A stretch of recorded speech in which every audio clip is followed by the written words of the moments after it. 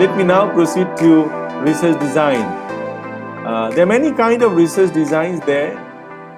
Definitely I won't take too long time because I got few more other areas to cover.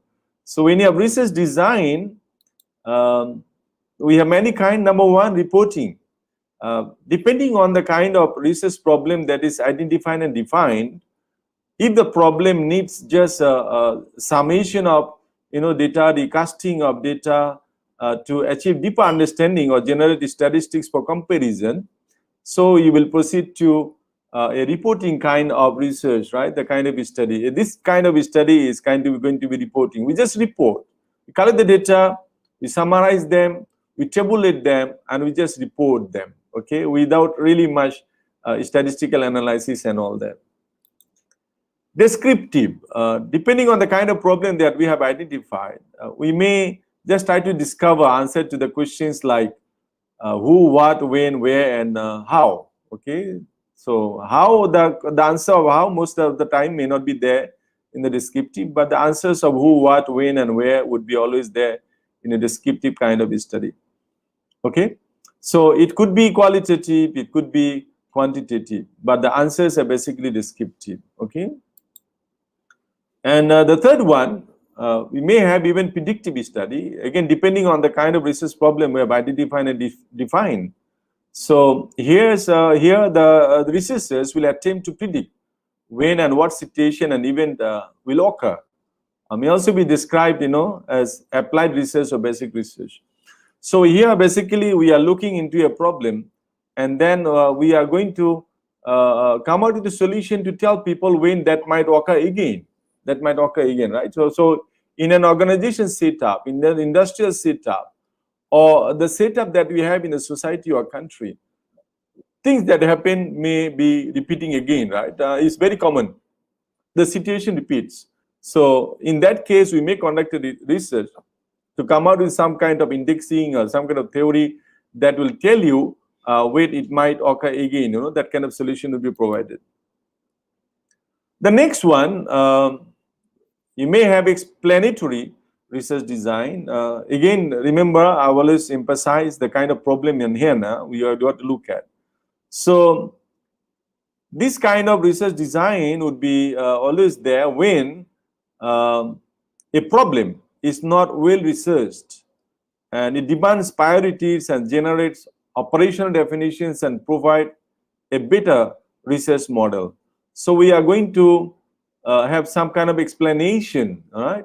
Some kind of explanation, meaning the research, not many research being done on it, on the topic, and even the solutions available are not adequate or enough.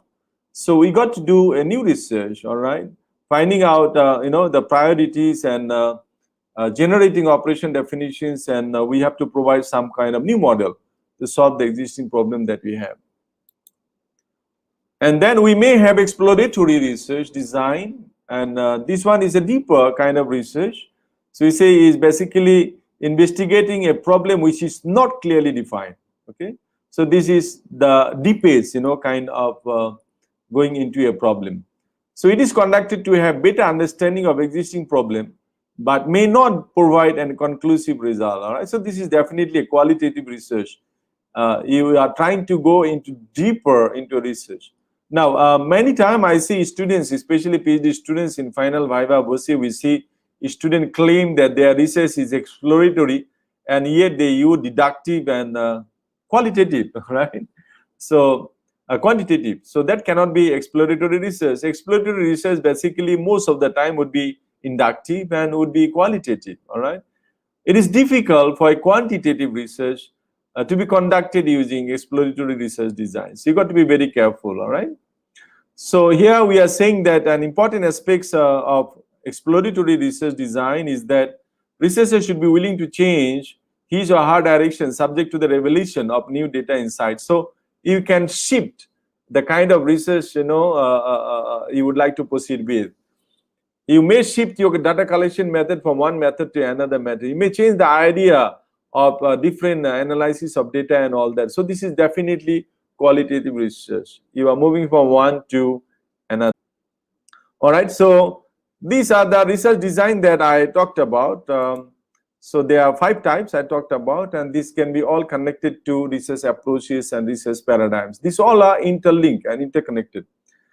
We always have to remember that research, when you conduct, is just one piece of work, all right? So one piece of, it's like one machine. One machine, every part is connected to each other, right?